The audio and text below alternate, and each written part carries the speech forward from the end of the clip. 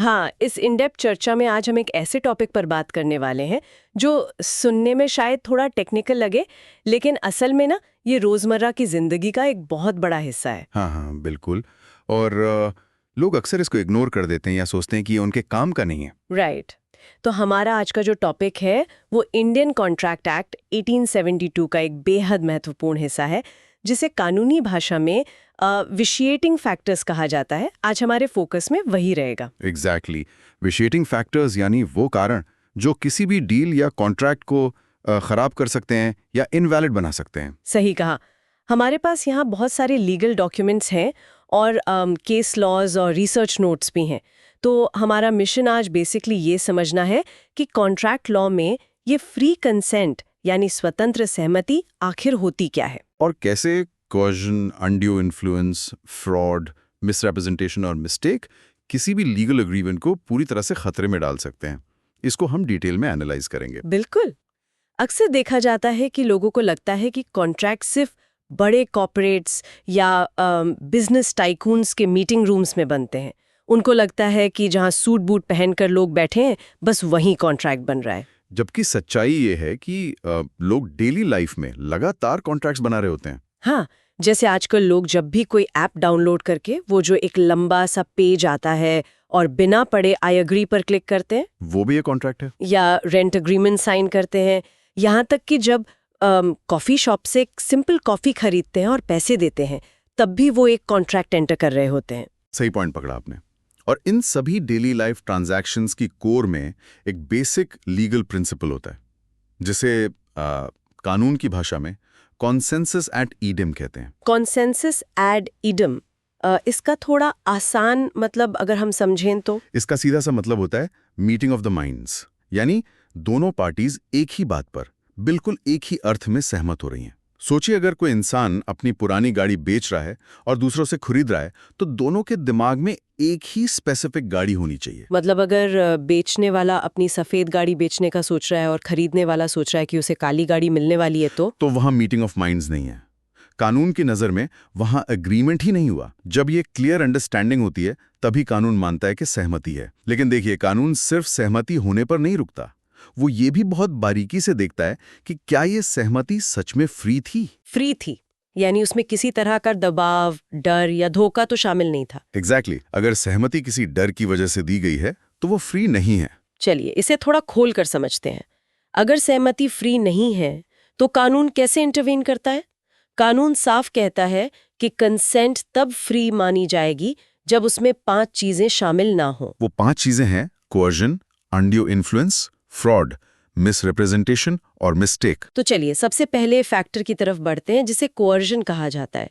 इसको अगर आम भाषा में मैं कहूँ तो ये एक तरह का डर का व्यापार है।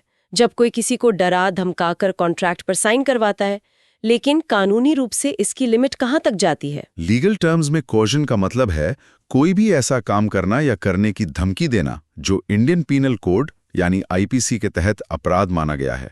जैसे किसी को जान से मारने की धमकी देना या किसी तरह का फिजिकल हार्म पहुंचाना। पर बात सिर्फ फिजिकल धमकी तक महदूद नहीं है ना? मैं पढ़ रही थी कि इसमें प्रॉपर्टी का भी कुछ एंगल होता है। हाँ बिल्कुल। अगर कोई इंसान किसी की प्रॉपर्टी या डॉक्यूमेंट्स को इल्लीगली रोक लेता है, यानी डिटेन कर लेता है और कहता है कि जब तक इस पेपर पर साइन नहीं करोगे मैं तुम्हारा सामान वापस नहीं करूंगा, तो ये भी कोअर्जन की कैटेगरी में ही आता है। अच्छा, तो इसका मेन इंटेंशन यही होता है कि सामने वाले पर इतना दबाव बनाया जाए कि वो कॉन्ट्रैक्ट में एंटर करने के लिए मजबूर हो जाए। सही कहा, इंटेंशन उसको मजबूर करना ही होता है। ये प्रॉपर्टी रोक लेने वाला पॉइंट बहुत प्रैक्टिकल है, क्योंकि लोग आमतौर पर सोचते हैं कि कोअर्जन मतलब सिर्फ गन पॉइंट पर साइन करवाना। वैसे मैंने इन रिसर्च नोट्स में एक बहुत ही क्लासिक और अजीब केस लॉ पढ़ा था। एक केस है चिक्कम एमिराजू वर्सेस चिक्कम शशम्मा, 1917 का केस है ये। हाँ, ये बहुत ही फेमस केस है। लैंडमार्क जजमेंट माना जाता है इसको। इस केस के फैक्ट्स सच में काफी शॉकिंग लगे मुझे। इसमें एक व्यक्ति ने अपनी ही पत्नी और बेटे को धमकी दी कि अगर उन्होंने एक प्रॉपर्टी के पेपर्स पर उसके भाई के हक में साइन नहीं किए तो वो आत्महत्या कर लेगा, यानी सुसाइड कर लेगा। और वही इस केस का टर्निंग पॉइंट था। वही मुझे समझ नहीं आया। अब धमकी आत्महत्या की थी, यानी खुद को नुकसान पहुंचाने की। तो खुद को नुकसान पहुंचाने की धमकी से कॉन्ट्रैक्ट कैसे इनवैलिड हो गया? ये कैसा कानूनी पेच था? क्योंकि उसने किसी और को मारने की धमकी तो दी नहीं थी। ये केस अपने टाइम का एक लैंडमार्क जजमेंट इसीलिए बना क्योंकि इसने कानून की एक नई बाउंड्री सेट की थी। उस वक्त कोर्ट के सामने सबसे बड़ा सवाल ये था कि क्या आत्महत्या की धमकी आईपीसी के तहत आती है, क्योंकि टेक्निकली आत्महत्या करना आईपीसी में उस तरह से पनिशेबल नहीं था। आखिर मरने वाले को कोई सजा कैसे दे सकता है? हाँ, लॉजिक तो यही कहता है कि जो मर गया उसको क्या ही सजा मिलेगी। लेकिन आत्महत्या की कोशिश करना पनिशेबल था। मद्रास हाई कोर्ट ने बहुत डीपली इसको एनालाइज किया और कहा कि आत्महत्या का एक्ट भले ही सक्सेसफुली होने के बाद पनिशेबल ना हो, लेकिन आईपीसी उसको क्लियरली फॉरबिड करता है, यानी उसकी सख्त मनाही करता है। अच्छा, तो क्योंकि वो फोरबिडन है इसलिए आत्महत्या की धमकी देकर साइन करवाना पूरी तरह से कोअर्जन माना गया। बिल्कुल। पत्नी और बेटे की कंसेंट फ्री नहीं थी। उन्होंने एक इमोशनल और मेंटल डर के मारे साइन किए थे। उनका माइंड उस वक्त उस इंटेंस प्रेशर की वजह से फ्री नहीं था। ये तो वाकई एक बहुत अलग नजरिया है कानून का। एक और बड़ा दिलचस्प पॉइंट हमारे नोट्स में मिला, हाई सीज यानी समुंदर के बीचों बीच का एक एग्जाम्पल। मान लीजिए समुंदर में किसी इंग्लिश शिप पर 2 लोग सफर कर रहे हैं। Okay, high seas while example. ये जुरिस्डिक्शन को क्लियर करने के लिए बहुत अच्छा है। वहां एक व्यक्ति किसी दूसरे को डरा धमकाकर एक कॉन्ट्रैक्ट साइन करवाता है। अब आम समझ तो यही कहती है कि उधर तो इंडिया का आईपीसी लागू नहीं होता, लेकिन अगर बाद में वो मुद्दा कैलकाटा के किसी कोर्ट में आता है तो क्या उसे कोअर्जन माना जाएगा? कानून कहता है कि बिल्कुल माना जाएगा, चाहे उस वक्त उस जगह पर आईपीसी एक्टिव हो या ना हो। अगर वो एक्ट आईपीसी के हिसाब से गलत है तो इंडियन कोर्ट्स उसे कोअर्जन ही मानेंगे। यहाँ पर हमें इंडियन लॉ और इंग्लिश लॉ के बीच का एक बहुत जरूरी डिफरेंस समझ आता है। एक सो व्हाट इनसाइट मिलती है। इंग्लिश लॉ में इस डर वाले कॉन्सेप्ट को ड्यूरेस कहते हैं, जो काफी नैरो और लिमिटेड है। नैरो कैसे? वहां ड्यूरेस आमतौर पर सिर्फ तब माना जाता है जब किसी इंसान के जीवन या उसके शरीर पर फिजिकली धमकी दी जाए। लेकिन इंडियन कॉन्ट्रैक्ट एक्ट इस मामले में काफी एडवांस्ड और ब्रॉडर है। हमारे यहाँ कोअर्शन में इंसान को फिजिकल धमकी देना तो शामिल है ही, साथ ही उसकी प्रॉपर्टी को अनलॉफुली डिटेन करना या रोक लेना भी शामिल है। तो इंग्लिश लॉ में प्रॉपर्टी डिटेन करने को उतनी आसानी से ड्यूरेस नहीं माना जाता, लेकिन इंडियन लॉ इस बात को समझता है कि प्रॉपर्टी का डर भी इंसान की कंसेंट को मैनिपुलेट कर सकता है। सही कहा। तो इस डर के व्यापार का आखिरी नतीजा क्या होता है कॉन्ट्रैक्ट पर? अगर कोअर्शन साबित हो जाए तो आगे क्या? हाँ, मैं भी यही आगे पूछने वाली थी कि इसका इफेक्ट क्या होता है एक्चुअल डील पर। अगर कोई कॉन्ट्रैक्ट कोएर्जन से बनाया गया है तो कानून उसे वॉइडेबल का स्टेटस देता है सेक्शन 19 के तहत। इसे समझने के लिए एक सिंपल एग्जाम्पल लेते हैं। वॉइडेबल का मतलब है कि जो अग्रीव्ड पार्टी है, यानी जिसके साथ ज्यादती हुई है, जिसे डराया गया है, उसके पास एक ऑप्शन होता है। कैसा ऑप्शन? वो चाहे तो कॉन्ट्रैक्ट को पूरी तरह से कैंसिल या रद्द कर सकती है, और अगर उसने डर के मारे कॉन्ट्रैक्ट साइन करते वक्त कोई एडवांस पैसे या बेनिफिट लिया था तो उसे वो वापस करना पड़ेगा। या फिर अगर उस पार्टी को लगता है कि कॉन्ट्रैक्ट कैंसिल करने से उसका ज्यादा नुकसान होगा तो वो चाहे तो कॉन्ट्रैक्ट को वैसे ही चलने दे सकती है। तो बेसिकली पूरी पावर उस विक्टिम के हाथ में आ जाती है। ये वॉइडेबल वाली बात तो ऐसी हो गई जैसे विक्टिम के पास एक कानूनी अंडू बटन आ गया हो, चाहे तो दबाओ और डील कैंसिल करो, चाहे तो चलने दो। बिल्कुल सही एग्जाम्पल दिया आपने। अंडू बटन की तरह ही काम करता है। तो ये तो बात हुई जहां कोई जानबूझकर डराता है या फिजिकल धमकी देता है। पर क्या हो अगर कोई फिजिकली थ्रेटन ना करे बल्कि मेंटली मैनिपुलेट करे?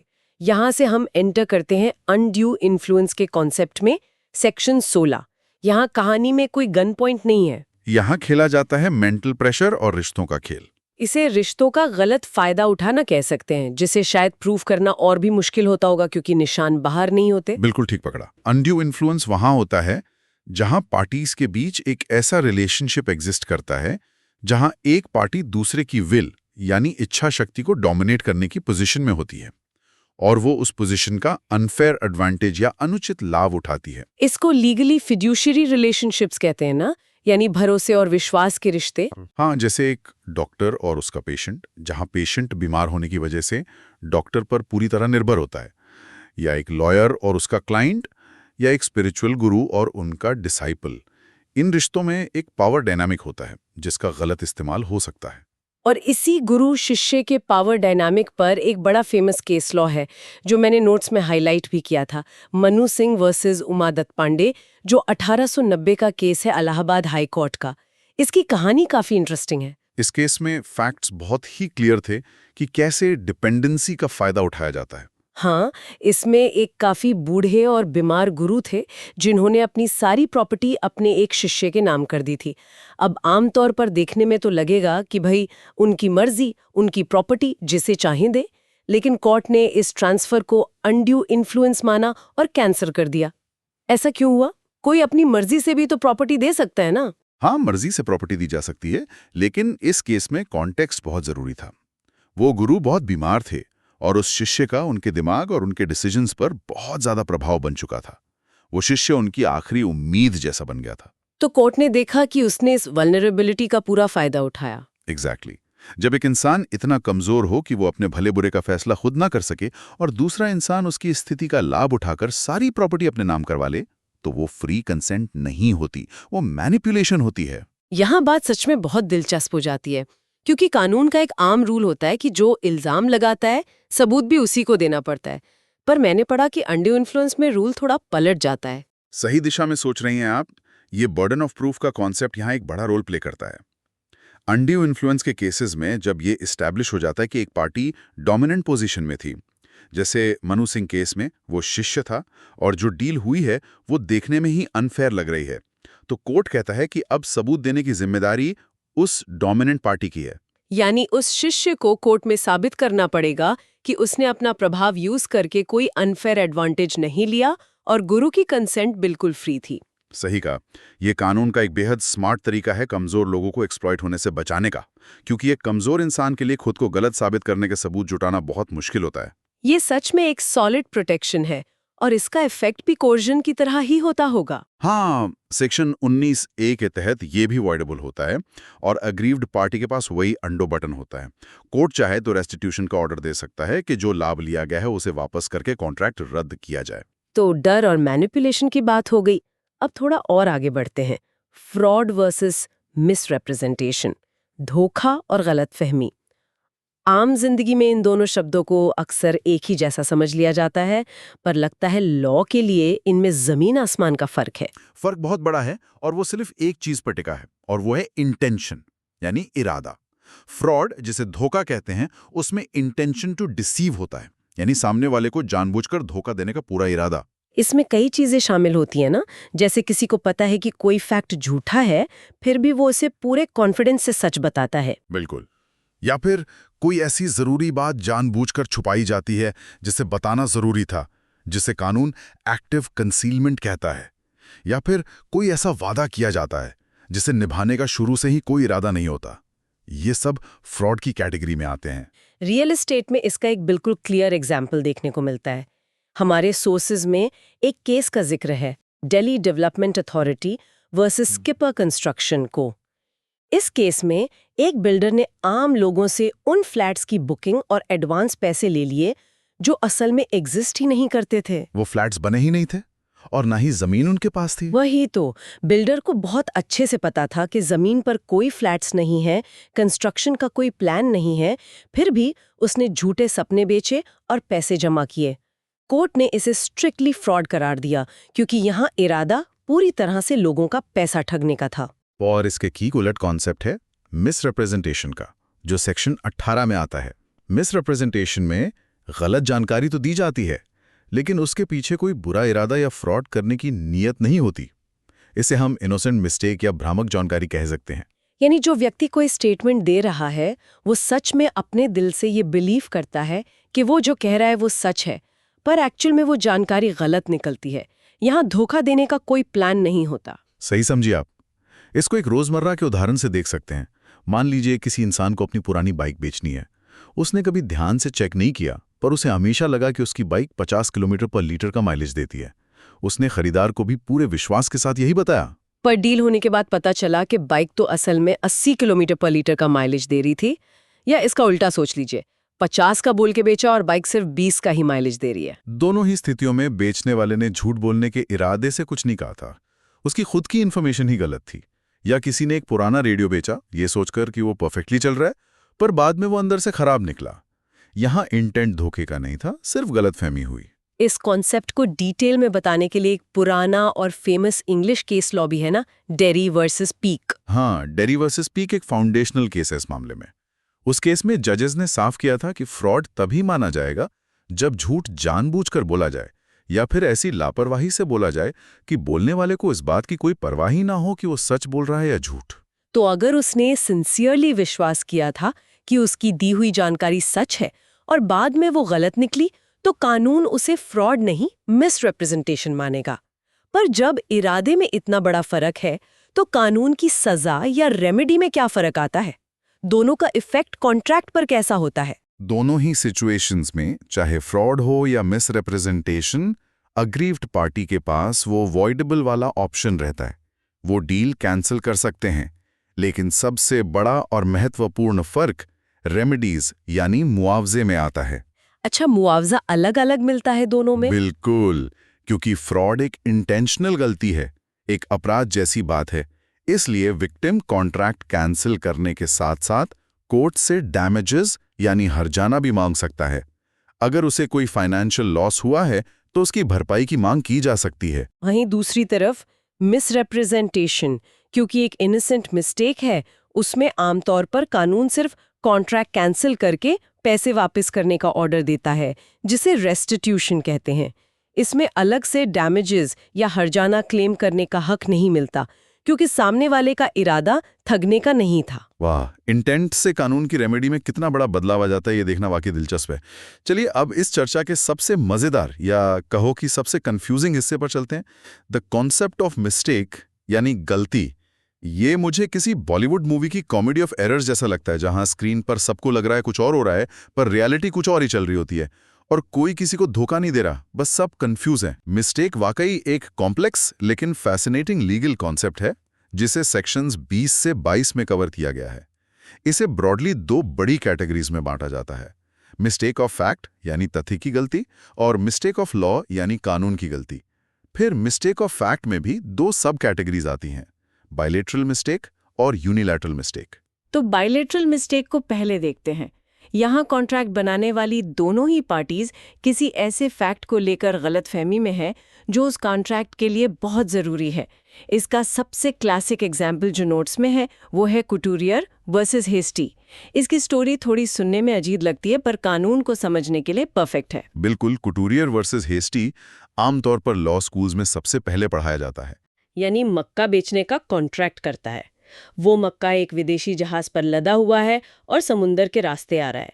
कॉन्ट्रैक्ट रूम में साइन हो गया, दोनों ने हाथ मिला लिए, पर उन दोनों में से किसी को नहीं पता था कि कुछ दिन पहले ही समंदर में मौसम खराब होने की वजह से मक्का खराब होने लगा था और जहाज के कैप्टन ने उसे रास्ते में ही किसी और को बेच दिया था। इस सिचुएशन की अब्सर्डिटी देखिए आप। कॉन्ट्रैक्ट का जो सब्जेक्ट मैटर था, यानी वो मक्के की फसल, वो तो एग्जिस्ट ही नहीं करती थी जब कॉन्ट्रैक्ट बन रहा था। दोनों पार्टीज बिल्कुल अंधेरे में थी। ऐसे में कानून बड़ी सिंपल लॉजिक लगाता है कि जब सब्जेक्ट मैटर ही नहीं है तो अग्रीमेंट किस चीज का बनेगा। सही पकड़ा। इसलिए बायलैटरल मिस्टेक के केस में कॉन्ट्रैक्ट बिल्कुल वॉइड यानी शून्य होता है, एब इनिशियो यानी शुरुआत से ही जीरो। यहां ध्यान देने वाली बात है कि ये वॉइडेबल नहीं, वॉइड है। शुरू से ही जीरो है, वो कभी वजूद में आई ही नहीं। एक इंडियन कॉन्टेक्स्ट का केस भी है इस पर, तरसेम सिंह वर्सेस सुखमिंदर सिंह। ये किसी लैंड डील का मामला था और वाकई किसी कॉमेडी ऑफ एरर्स से कम नहीं है। हाँ, मेजरमेंट यूनिट्स को लेकर कितनी बड़ी मिसअंडरस्टैंडिंग हो सकती है, ये केस उसका बेस्ट एग्जाम्पल है। खरीदार और बेचने वाले दोनों के दिमाग में जमीन को नापने के अलग अलग पैमाने चल रहे थे। एक पार्टी जमीन को बीघा के हिसाब से समझ रही थी और उस हिसाब से पैसे कैलकुलेट कर रही थी। दूसरी पार्टी उसको कनाल के हिसाब से नाप रही थी। बीघा और कनाल दोनों अलग अलग मेजरमेंट यूनिट्स हैं जिनके साइज में काफी फर्क होता है। दोनों साइड पर टोटल कंफ्यूजन थी, पर दोनों ने डील साइन कर दी बिना ये क्लियर किए कि मेजरमेंट की यूनिट आखिर क्या है। यहाँ identity of the subject matter यानी क्वांटिटी और प्राइस को लेकर दोनों ही पार्टीज एरर में थी। उनका कंसेंसस अडाइडम या मीटिंग ऑफ माइंड्स वही नहीं था। एक दिमाग में बीघा चल रहा है, दूसरे के दिमाग में कनाल। इसलिए सुप्रीम कोर्ट ने इस कॉन्ट्रैक्ट को अनएन्फोर्सेबल और पूरी तरह वॉइड करार दिया। दोनों साइड गलती पर थे, इसलिए डील जीरो हो गई। लेकिन कानून का रुख थोड़ा बदल जाता है जब गलती सिर्फ एक तरफ से हो। जिसे यूनिलैटरल मिस्टेक कहते हैं। इसे एक इमेजिनरी एग्जाम्पल से टेस्ट करते हैं। मान लीजिए किसी घोड़ों के मेले में कोई व्यक्ति जाता है। उसने वहां एक भूरे रंग का घोड़ा देखा। उसे लगा कि ये तो वही फेमस रेसिंग घोड़ा है जिसकी खबरें अखबार में आती हैं, जबकि हकीकत में वो एक आम गाड़ी खींचने वाला नॉर्मल घोड़ा था। और उसने सीधा जाकर खरीद लिया बिना कुछ वेरीफाई किए। हाँ, उसने मालिक से उसे खरीद लिया। मालिक ने अपनी तरफ से कुछ गलत नहीं बोला, ना ही उसने कोई झूठा दावा किया। उसने बस अपना नॉर्मल घोड़ा सोचकर बेच दिया। यहाँ फ्रॉड या मिसरिप्रेजेंटेशन जैसा कुछ नहीं हुआ। गलती सिर्फ और सिर्फ खरीदने वाले के दिमाग में थी। तो क्या ऐसी सिचुएशन में खरीदार अगले दिन वापस जाकर कह सकता है कि मुझसे गलती हो गई, मुझे रेसिंग घोड़ा चाहिए था, पैसे वापस करो? कानून इसका जवाब बहुत साफ देता है, नहीं। यूनिलेटरल मिस्टेक के केस में कॉन्ट्रैक्ट पूरी तरह से वैलिड और बाइंडिंग रहता है। कानून में एक प्रिंसिपल होता है कैविएट एम्प्टर, जिसका मतलब है बायर बीवेयर या खरीदार सावधान रहे। यानी आंख बंद करके शॉपिंग मत करो। एग्जैक्टली। कानून किसी की आलसी फितरत या बिना ठीक से चेक किए चीजें खरीदने की आदत को प्रोटेक्ट नहीं करता। अगर गलती सिर्फ एक की है तो डील कैंसिल नहीं होगी। लेकिन एक मिनट, थोड़ा डेविल्स एडवोकेट बनते हैं यहाँ पर। अगर बेचने वाले घोड़े के मालिक को किसी तरह पता चल गया था कि खरीदार इसे रेसिंग घोड़ा समझ रहा था और वो फिर भी चुप रहा, तो क्या वो धोखा नहीं हुआ? क्या उसकी जिम्मेदारी नहीं थी सच बताने की? ये एक बहुत ही बेहतरीन सवाल है।